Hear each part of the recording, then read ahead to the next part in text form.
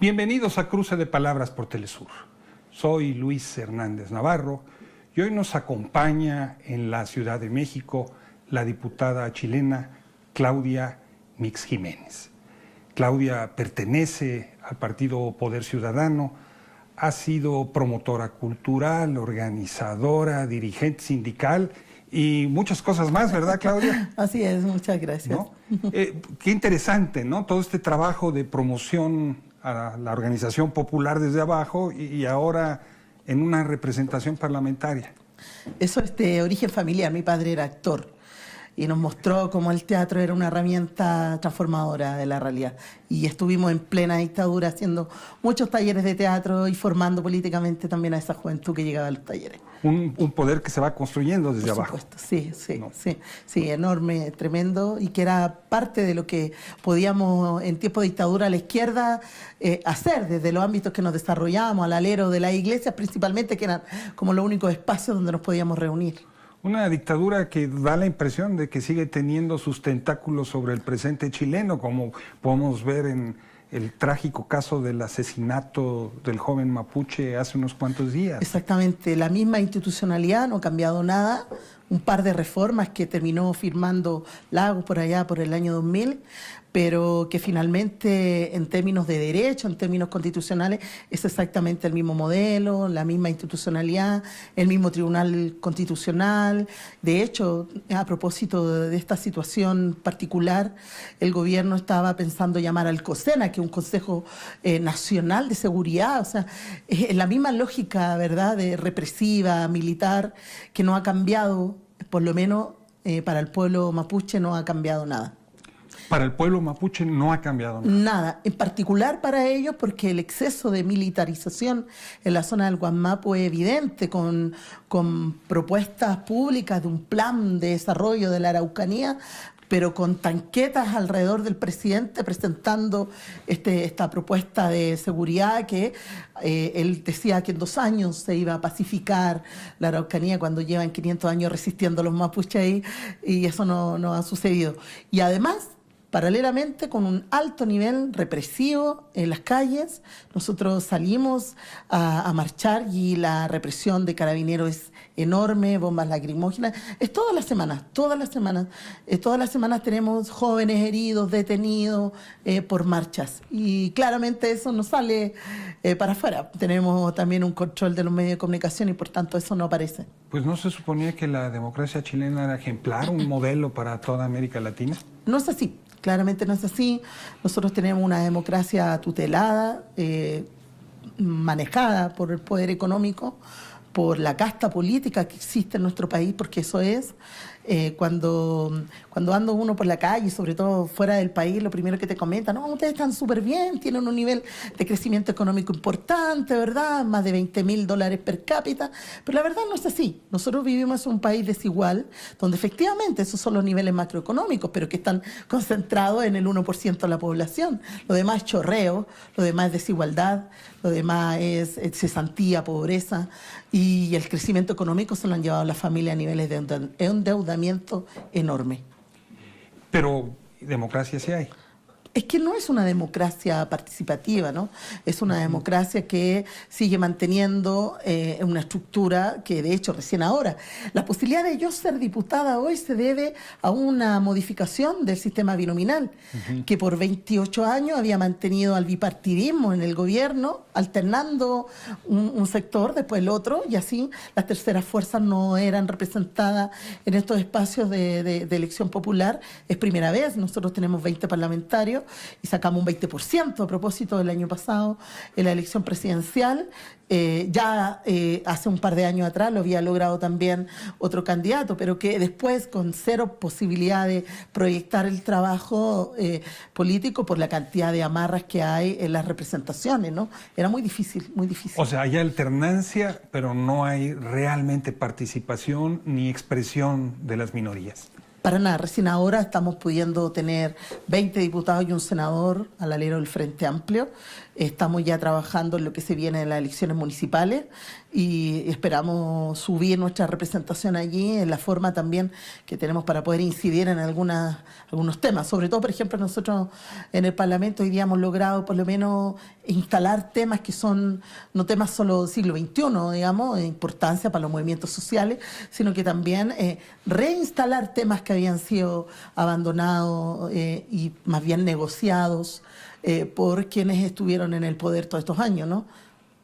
Toda esta conflictividad social de la que nos hablabas hace un momento, los muchachos en las calles, los carabineros, bueno, los mapuches por el otro, ¿a qué responde? ¿A un problema de exclusión económica, a un problema de intolerancia, de no reconocimiento de ahí se mezclan muchas minorías? cosas, ¿no? Uh-huh. Hay que recordar que Chile debe ser, si no me equivoco, el único país de Latinoamérica que no ha reconocido constitucionalmente a sus pueblos originarios. No está en la Constitución. No están reconocidos. Nosotros tenemos 9 naciones que no son reconocidas por la Constitución. Por tanto, hay un problema de fondo político importante. Es importante porque reconocerles es reconocerles también su cosmovisión. Y su cosmovisión va vinculada a la tierra. Y reconocer su cosmovisión y su vinculación con la tierra es respetarles su tierra, que hoy día es arrebatada por las forestales. Porque lo que hacen los militares en el Guanmapu no es ir a asegurar la paz para el ciudadano común, es ir a resguardar las forestales.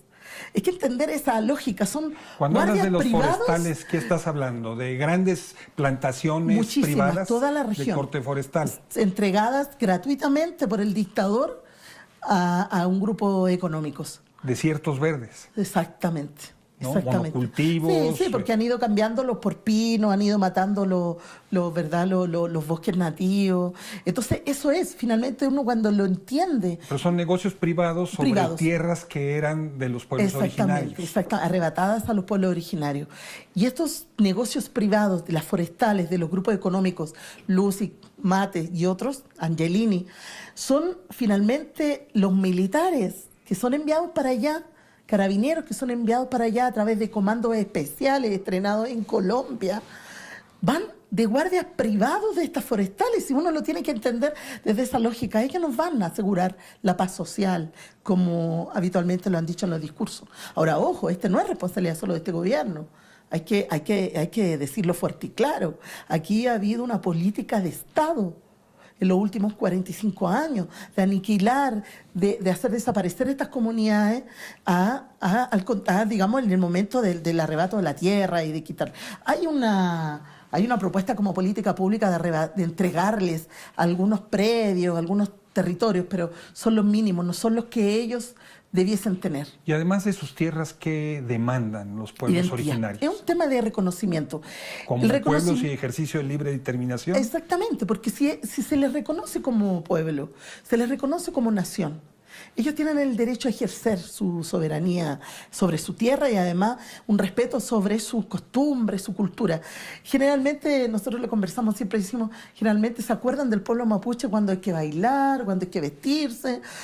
Uno ve a los presidentes todos disfrazados, ¿verdad?, con todo su atuendo mapuche, pero ellos no logran entender que no son disfraces, que no es un tema solo cultural. Estamos hablando de una cosmovisión distinta, una forma de ver la vida distinta, de relacionarse con la madre tierra distinta, y eso implica un respeto por ellos.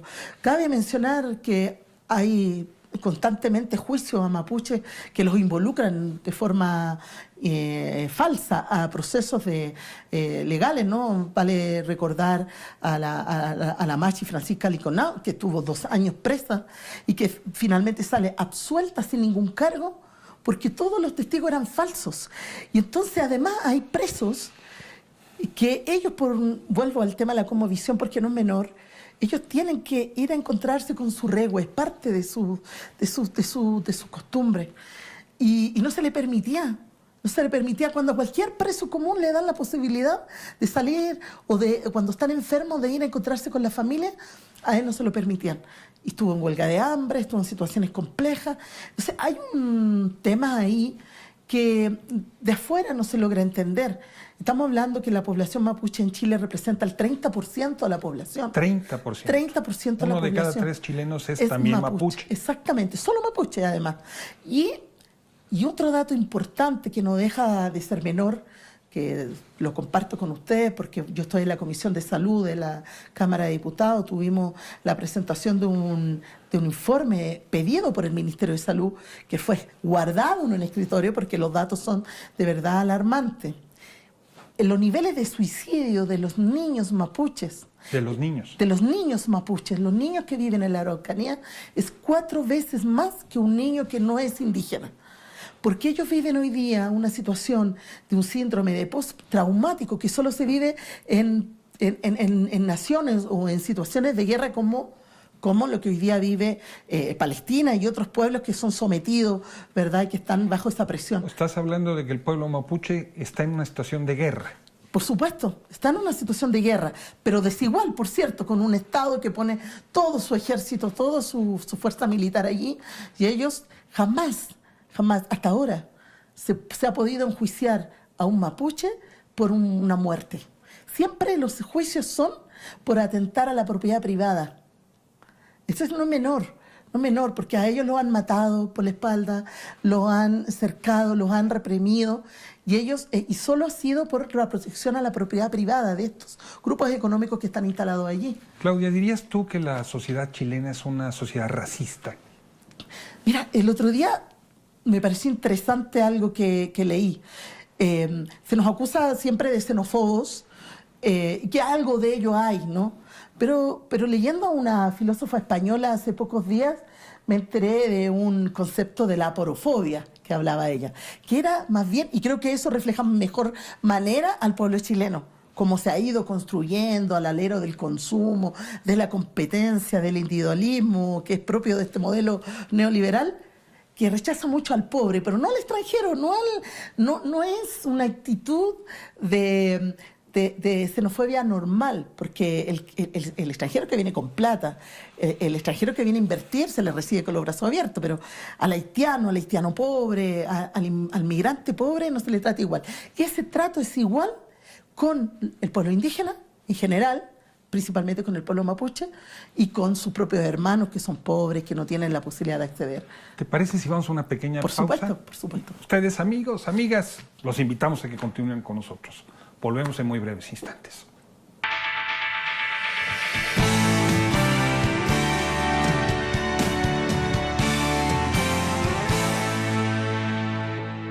Estamos ya de vuelta en este cruce de palabras, conversando con la diputada chilena Claudia Mix Jiménez, precisamente lo que está sucediendo en su país.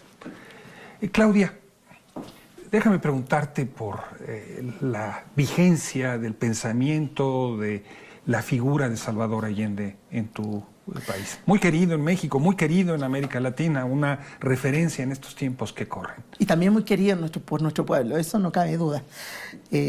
No necesariamente porque a la clase política o a los grupos económicos les generaba lo que les generó, significa que el pueblo no lo quiere, no lo recuerda. Hay un cariño y un respeto profundo en el pueblo chileno, en la gente humilde de nuestro país. De ellos uno espera esas palabras de aliento, cuando tú te lo encuentras en actividades, lo que te dicen, qué bueno que hay gente joven ahora recobrando el camino del compañero. Ahora, lo dicen y lo expresan así, ¿por qué? Porque se han sentido defraudados, porque llevamos nosotros 28 años de democracia, donde ese legado se invisibilizó, donde ese legado no se retomó, donde ese proyecto político no fue retomado, ni siquiera por el propio partido que él representaba. El Partido ¿no? Socialista. Por supuesto, porque finalmente es socialdemocracia. Entonces hay una izquierda que no ha tenido la posibilidad de ser representada como fuerza, como lo comentaba, en los espacios de poder, pero además de poder defender este legado en demostrarle al pueblo, porque lo que sucede es que ese legado es esperanza. Ese legado es volver a soñar. Pero también la gente y el pueblo se aburre de no poder concretar esos sueños. ¿Me entiendes? ¿No? Claro, Terminan conformándose con aquello que le han ofrecido a medias. Mira, vamos a avanzar en derecho humano, pero es lo que se puede. Como decían ellos, en la medida de lo posible. Ese fue un eslogan que se instala desde la democracia cristiana, en la concertación y luego en la nueva mayoría como conglomerado político se supone que venía a rescatar la democracia, etcétera, pero siempre en la medida de lo posible, en los acuerdos. Mira, no podemos meterlo a todos presos, a algunos. pero no todos. Están en una cárcel, pero que es casi hotel, ¿ya? Pero están ahí, están presos. Pero nos comprometemos a cerrar esa cárcel y llevarlos a la cárcel común. Eso ha sido una promesa no cumplida.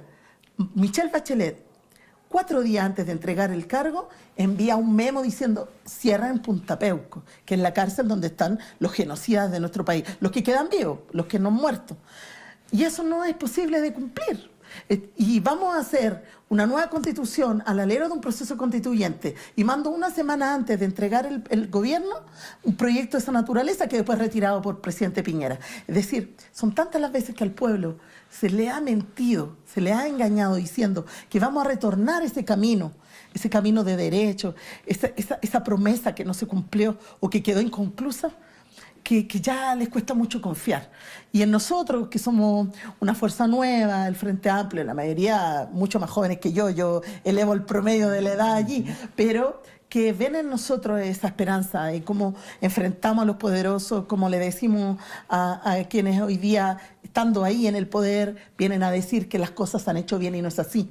Porque logramos jubilar a parte de esa transición, de esa generación, pero no hemos logrado jubilar el legado de Pinochet.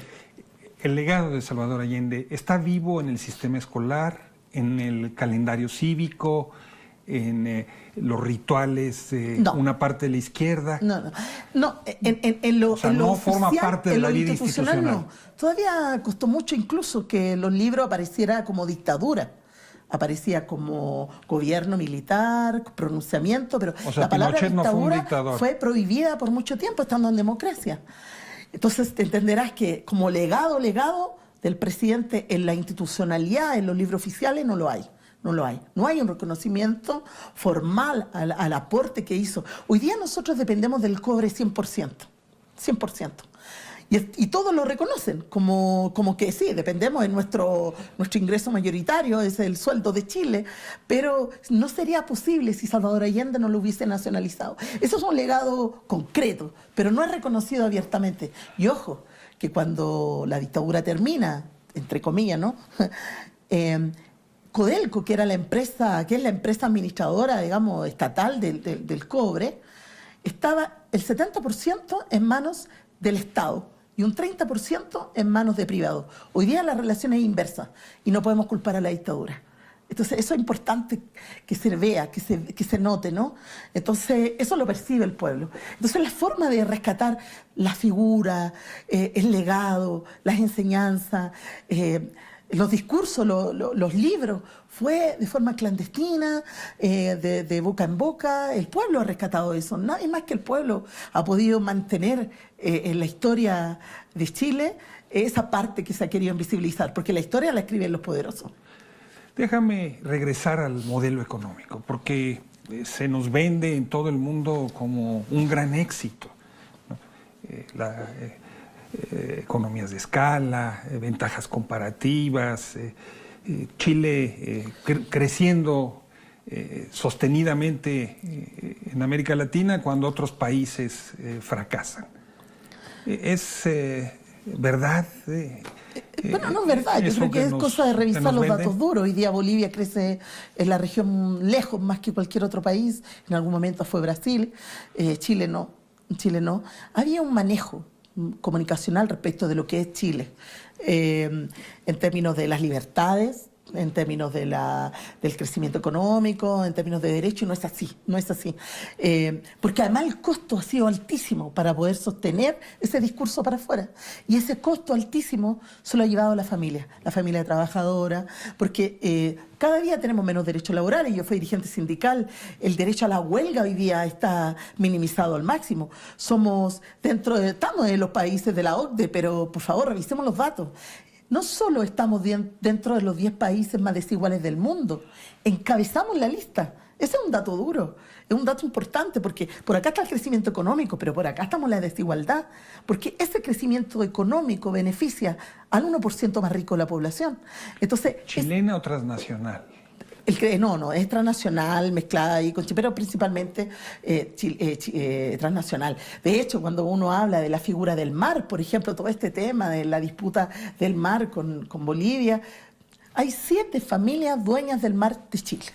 7 familias. 7 familias dueñas del mar. Del mar, de todas las playas. Toda no es físicamente el borde del mar, es la posibilidad de extraer los recursos del mar. Son 7 familias dueñas de pesqueras transnacionales, chilenas, que pueden hacer esa pesca de arrastre que tanto daño le hace a la pesca artesanal a través de una ley de pesca que se aprobó bajo la democracia, un proyecto de ley entregado por los grupos económicos tal cual, no se le movió ni una letra. Esa es la ley de pesca que hoy día existe, corre y controla y facilita además que estas 7 familias dueñas de estas pesqueras puedan hacer lo que quieran con nuestras costas. Entonces, cuando hablamos de soberanía, ¿a qué nos referimos con soberanía? Si finalmente está en manos de 7 familias, no de los pescadores chilenos.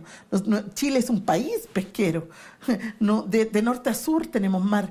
Entonces, cuando hablamos de eso, cuando hablamos de las mineras, cuando hablamos del acceso al agua, las comunidades pelean por su agua. También nos están matando a las activistas medioambientales, menos que en Guatemala, menos que en Honduras, en otros países. Que en México, sí, pero nos están matando de a poco aquellos activistas que hoy día están defendiendo el agua, de los grupos económicos, porque las mineras se están llevando el agua. Las mineras están atentando incluso contra los glaciares de la cordillera. Nosotros tenemos cordillera y mar a lo largo de todo nuestro territorio. ¿Qué alternativas se están gestando a ese modelo y a esta idea de democracia, Claudia? Bueno, que bajo el gobierno de Sebastián Piñera este modelo le sigue acomodando.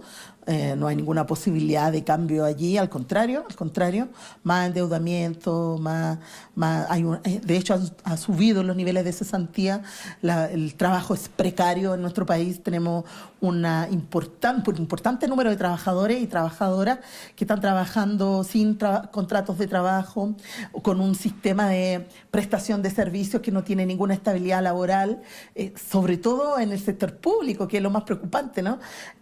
Donde tú entregas una boleta mensual, pero te pueden despedir al otro día. No hay estabilidad laboral, tenemos un sistema de salud muy complejo. Estamos hoy día con los niveles, por ejemplo, de VIH más altos en la región. Entonces hay un descuido de lo público en la educación. Se logró recién, y producto de las luchas estudiantiles del año 2011, instalar la idea del derecho a la educación, algo que en otros países está consagrado. Viene del siglo pasado. Exactamente, lo perdimos, lo teníamos. Estamos recién instalando el concepto del derecho a la educación gratuita. Y hoy día hay un porcentaje de estudiantes, de un quintil más pobre de la población, que tienen la posibilidad de estudiar gratis, pero no es un derecho, no es algo que está consagrado para toda la población. Entonces, ¿estamos recuperando algunas cosas? Sí. ¿Hemos avanzado en algunos derechos? Sí, como por ejemplo el aborto terapéutico, era un derecho que estaba en nuestra constitución anterior, hasta el año, inclusive en la constitución del 80, lo habían incorporado hasta el año 89, antes de entregar el poder Pinochet, lo borra Merino, lo borra uno de los integrantes de la Junta, lo borra como derecho. Y recién ahora, el año pasado, hemos cumplido un año de poder recuperar el derecho al aborto terapéutico, un derecho que estaba de hace más de casi 100 años. Entonces, estamos recuperando algunas cosas con mucho trabajo. Movimiento feminista fuertísimo. Fuertísimo. El mayo feminista en este año. Sí, denunciando el abuso sexual, el acoso, ¿verdad? Ha sido importante todas esas luchas que hoy día son paraguas en muchas otras causas en América Latina. Además, estuvimos apoyando, de hecho, a las compañeras de Argentina también en su lucha por el aborto, por el derecho al aborto legal. Nosotros hemos presentado un proyecto en la misma línea que ellas de despenalización de la interrupción del embarazo. Todavía no se discute, sabemos que vamos a tener hartos problemas y trabas para que podamos avanzar, pero estamos tratando que se implemente el anterior. Y este gobierno, el gobierno de Sebastián Piñera, ha puesto todas las trabas para poder implementar esa ley, que ya es ley desde hace un año. Han inventado la objeción de conciencia institucional para poder proteger los intereses de las clínicas privadas. La verdad, hay harto ahí que hacer todavía y estamos dando la pelea. Claudia, además de las mujeres, de los mapuches, de los estudiantes universitarios, ¿quiénes son hoy los sujetos del cambio en tu país? Qué buena pregunta, porque hemos tenido un problema muy fuerte con el movimiento sindical, que debieran ser... Que tenía una larga tradición de lucha. Nombrar a Clotario Blest es nombrar también a otro grande en otro país. Pero ha sido complejo porque se han tenido que levantar centrales de trabajadoras paralelas a la CUT, porque lamentablemente la CUT ha sido dirigida en los últimos 28 años por dirigentes que son militantes de los partidos que eran parte de este bipartidismo. Entonces negociaban el reajuste del salario antes, que es una miseria. Negociaban beneficios para los trabajadores antes de llegar a una marcha. Entonces es muy complejo porque finalmente no terminan de representar al mundo sindical, terminan representando los intereses de su partido o de su gobierno. O sea, ha sido lento el avance allí. Hoy día estamos con serios problemas en el tema laboral, muchos.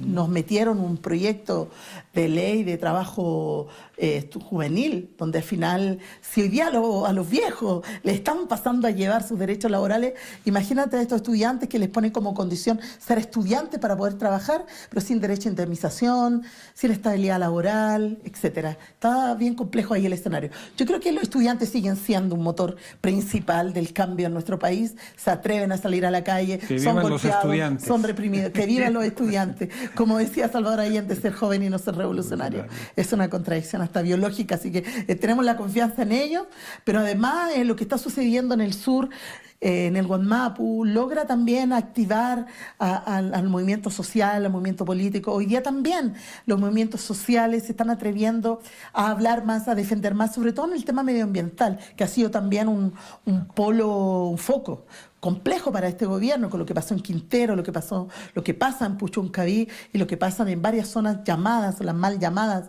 zonas de sacrificio, que en definitiva son donde los proyectos industriales llegan, arrasan sin ningún respeto por las comunidades. Claudia, muchísimas gracias por este cruce de palabras. Y ustedes, amigos, amigas, muchas gracias por su amable compañía el día de hoy. Ya saben, los esperamos la semana que viene aquí por Telesur.